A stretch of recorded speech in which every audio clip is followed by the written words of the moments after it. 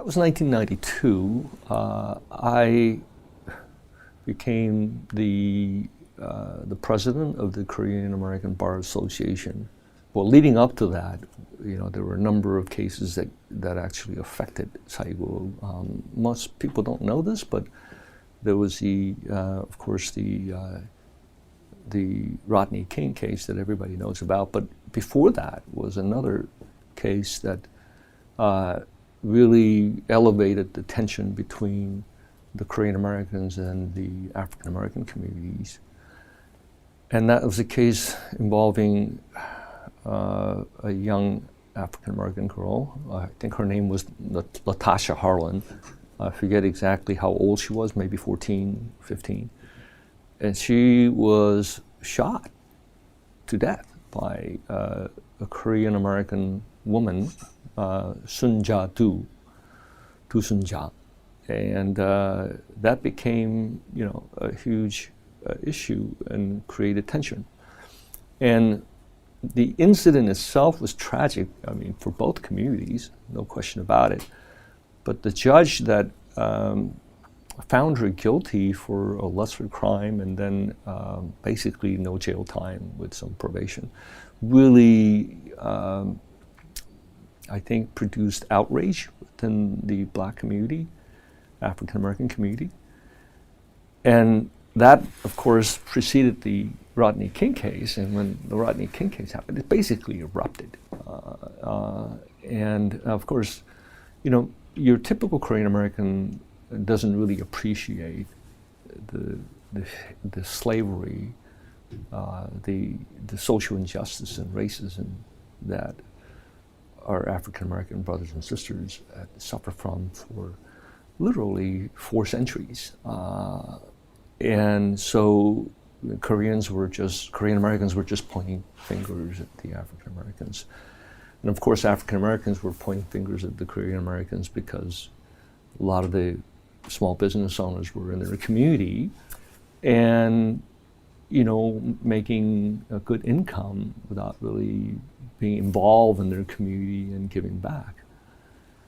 So, long story short, the tension basically erupted, and unfortunately, the Korean Americans were victimized for the way our society is and the way the system has failed both communities, in a sense. When the verdict came down and riot began, I was looking outside the window from my office. I'm on the 28th floor of the high-rise building in downtown. And as the day was getting darker and darker, you can see the fire flames across the city of LA. And from my office, I had the view to the west side and the south, so I can really see where the riots were really happening. And so I called my friend, who was the vice president of the Korean American Bar Association at the time, Angela Oh, and we talked. We said, this is a time for Korean American lawyers to come together, mobilize, and we should do what's right. And that is, of course, to be the voice for the Korean Americans, victims especially, and see if there were legal services that we can provide to alleviate their pain. So fast forward, and probably within weeks, I'm not really sure, it's so long ago, we put together a pro bono team of lawyers. And numbers, my recollection is that 80 plus Korean American lawyers in the city of LA came together.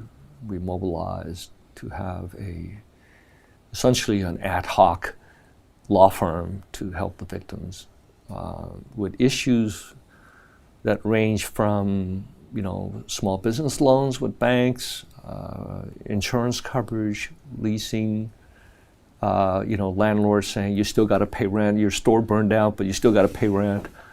And so there's a whole host of really legal issues that we dealt with, and we had different lawyers with different area of expertise dealing with these issues. One example I can point to you is that the city of Los Angeles had a moratorium on reissuing what is known as the alcoholic beverage license, also known as ABC. And apparently there was some study done about how the small liquor stores in the South Central area was contributing to the crime and unemployment rate and so forth. And that, of course, most of these owners at the time were Korean Americans.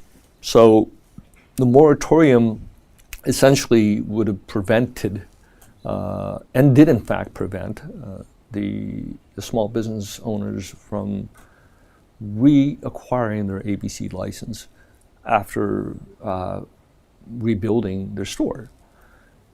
And of course, these stores relied heavily on the revenue generated from the sale of alcohol.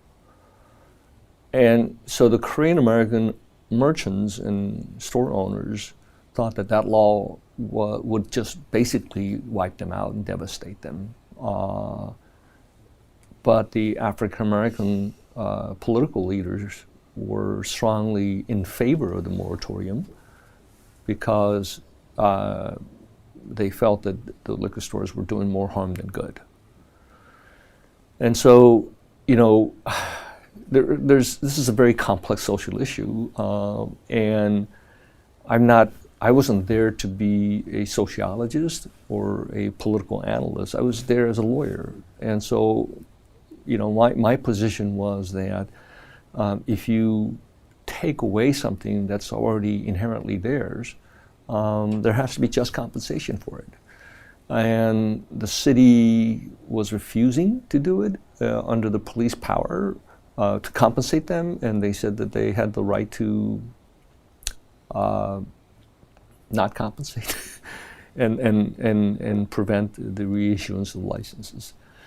And of course, we're all forgetting the fact that if the small liquor stores are not there to sell alcohol, then somebody else will. And of course, then the big boxes came in, the major supermarkets came in, and of course they sold liquor. They sold beer, hard liquor. The core of the problem is the abuse of alcohol. But of course, like in so many cases, you got one minority group pitted against another, and the Korean Americans actually lost that battle. And the value of their business declined immensely. They still had loans outstanding that was based upon a revenue projection because of the alcohol sale. But it is what it is. At the time, we were being called upon for a lot of things.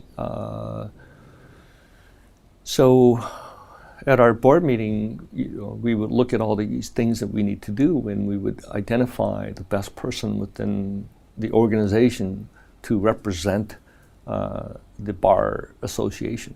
And so when the Ted Koppel Nightline assignment came to us, we naturally picked Angela because she's a feisty advocate and a very good one. So Angela did a fabulous job for us on Nightline.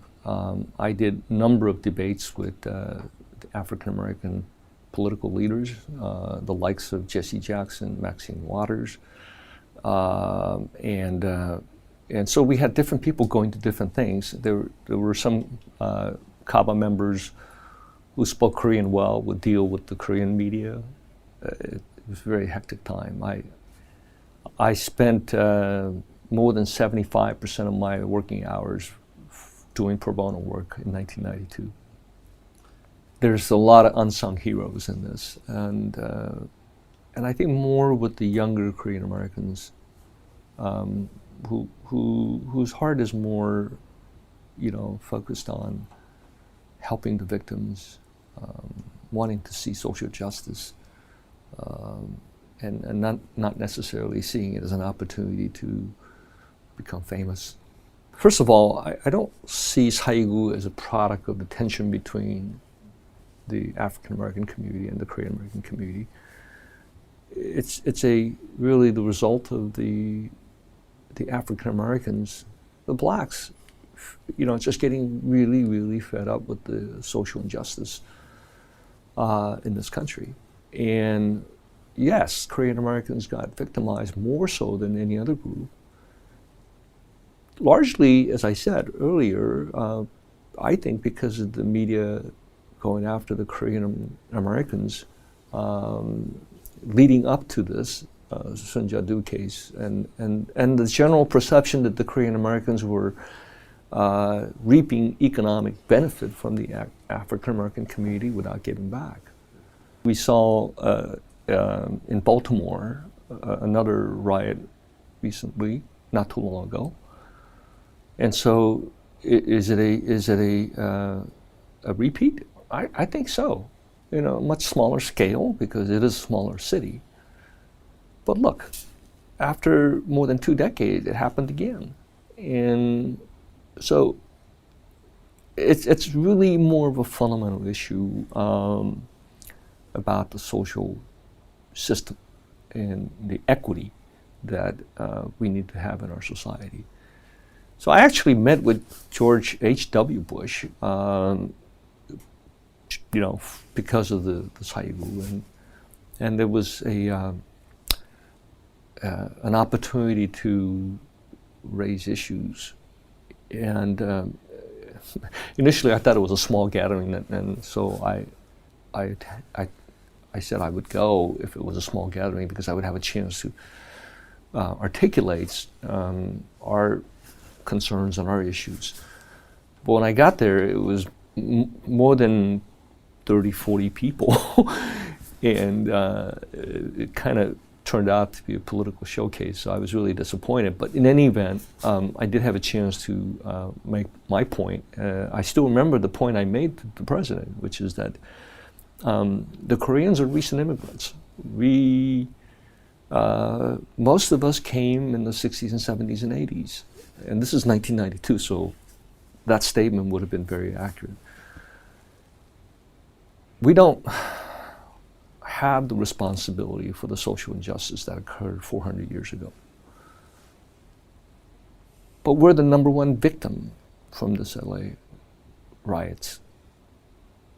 And in a sense, my point to the president was the government has the responsibility to address the social injustice so that we don't become victimized for something that we didn't participate in. I mean, it's logical, it's rational, but how do you go about doing something like that? Well, I think it takes innovative, strong leadership. And that's what we were hoping for. And, I'm hoping that the next generation will see this country being more focused on equity and social justice. My name is John Lim. This is my SaIGu story.